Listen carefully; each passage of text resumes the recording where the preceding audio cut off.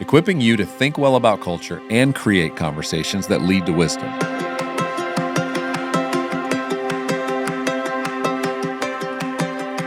This is the THINQ podcast. Hi, I'm Gabe Lyons. Welcome to another episode of the THINQ podcast. And as we gear up for International Women's Day, Saturday, March 8th, you're going to hear a talk from Lisa Bevere that she gave at our recent Next Gen Summit called Reclaiming Femininity. Now, Lisa is the co-founder of Messenger International, an internationally known speaker, New York Times bestselling author. She's been empowering women for more than 30 years. And you're going to see in this talk, this is a woman who God's given a clear message during a confusing cultural time where speaking the truth that she's going to speak hasn't been easy. You're going to hear someone speak with the fire that only comes from a mother who understands that women are under attack and that we need to better understand how that's happening, what God's message is for women. And you're going to hear encouragement from her about the unique design of men and women and why this world needs both. And so I hope you'll enjoy listening into this. Even if you're a man, this is for you. Listen to this, Reclaiming Femininity.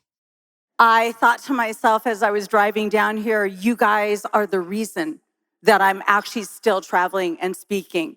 I'm not the next generation. I'm the passing generation. I'm the generation that is passing something on. I want you guys to learn the easy way, what we've had to learn the hard way. I want to position you well. I am the mother of 4 sons who are now men and grandmother. My husband of 42 years last month, John Bevere. I could overhear Gabe talking to you about we have a generation that has constantly had imagery placed in front of them that constantly awakens comparison, awakens this idea that if I was the other, if I was that, if I could have that, then I would feel complete. But you know that all of that is a lie. But I want you to know that I'm speaking to you today as a mother, as a grandmother, as a wife, and as a daughter. And what I hope is that you are well positioned for something that is truly grand. And when we talk about reclaiming femininity, it becomes evident that maybe something has gotten lost along the way. I'm going to show you what most people think of femininity as. I believe we have Miss Margot somewhere. Do we have her going up? There's Margot. Okay, it's the Barbie. It's the very pink. It's the very frilly. And so I decided to dress the opposite today. Plus, I get dirty, so I always almost wear black. But Margot is supposedly the idea of femininity. It is an idol that no woman can achieve. She is always taller, thinner. She is always blonder, whiter. She is always something that we are not. And that idol is something that we have to choose as women not to bow down or conform to. But then we've had some other images of women. I believe we have people that have put on femininity as though it was a costume. And I don't like that men are now presenting as women, but I'm not completely surprised because for a while now, women have been behaving like men. We listened to the lies of the feminists who told us if we wanted to be powerful women, we needed to act like men. And somewhere along the line, we forgot what it looked like to be a powerful woman and to come alongside the man. And it is so important because God is the one that had this as an idea. Genesis chapter 2, verse 18. Then the Lord God said, "It is not good that the man should be alone. I will make a helper fit for him." The creation of woman was not an afterthought. She was a necessity. God said it is not good that the man be alone. He never said the man was not good. He said the man alone was not good. And for a while now, we've had women acting like men, which actually means we've had our men be alone. And when the man realized that he couldn't find his equal other in all of creation, God put him into a deep sleep and opened up his side. See, it was God who said that the woman needed to have voice. And women are answers to be embraced rather than problems to be controlled. Genesis 2:23 says, then the man said, this is at last bone of my bone and flesh of my flesh. She shall be called woman because she was taken out of man. I'm Gabe Lyons, president of THINQ, and I want to invite you to join us for our first ever THINQ Summit 2025, coming to Nashville October 2nd to 4th. For 20 years, we've been creating spaces for leaders to come together, but we've never created a space like this.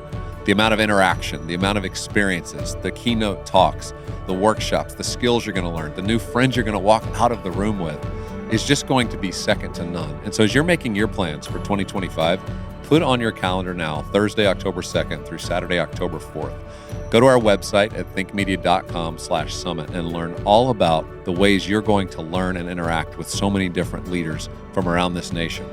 Culture changes when leaders from different channels of culture come together in common purpose. We've designed this summit as a space that's not just about content, but it's about relationships. It's about meeting other leaders that will inspire you, encourage you, and ultimately create culture together. Join us in October 2nd to 4th for THINQ Summit 2025. Learn more at thinkmedia.com/summit.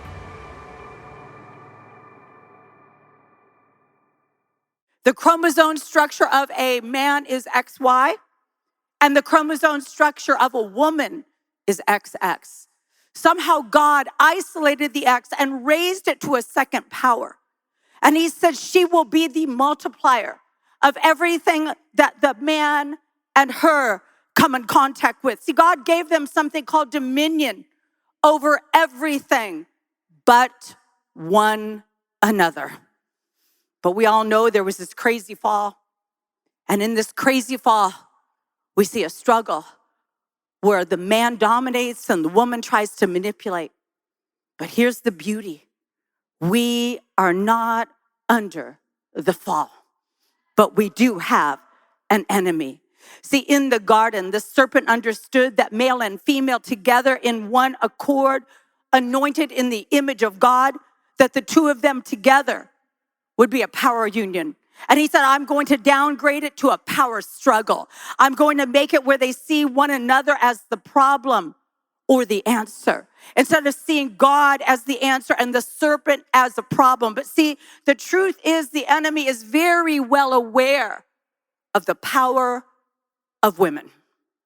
Revelation chapter 12, verse 17 says, and the dragon was angry at the woman and declared war against the rest of her children, all who keep God's commandments and maintain their testimony of Jesus. There was something in the garden called enmity. Enmity is an irreconcilable hostility that the longer it exists, the greater it grows. And God said, I'm putting enmity between the woman and the serpent. Well, now it's not just the woman and the serpent. It is the dragon and the church. And we need to recognize it for what it is, that Jesus is coming back for a bride. So the enemy is distorting every image, purity, of longing, of union, of holiness. But I believe that we can be the shift for this. I told you I raised the 4 boys and I invested in Legos. And I kept every single piece of Legos for one purpose, to be the favorite grandmother. And I would watch my boys, and when they would play with their Legos, they would build big towers. It was all about, we're gonna build it big, and then we're gonna take a car, and we're gonna crash it into the Legos, and it's gonna be amazing. And one time, and it was only one time, I was allowed to babysit my friend's daughter. And she did not just build towers. She actually got the people out. And she actually had some people sitting at tables. She had some people that went down for naps. My boys were okay with driving cars without people in them. She was like, there needs to be people in these cars. And so she was putting the people in the cars. She was playing with the girl Legos that got no playtime at my house. And I remember my boys watching her, and she knew she had some kind of power. And she made the girl and the boy Lego kiss. And my boys were like, oh my gosh, now we have to burn them. I mean, but But why did I tell you that? Because men build big, but women build safe. And we need to understand that we need both male and female in the body of Christ if we're going to not just build big, but safe. There's been so much shaking, and so much of this shaking that we see right now is because of a lack of leaning on the power union of male and female. I'm going to close with this quote, and it's the banner over my life. It's a quote by Matthew Arnold. He was a British poet and philosopher in the 1800s.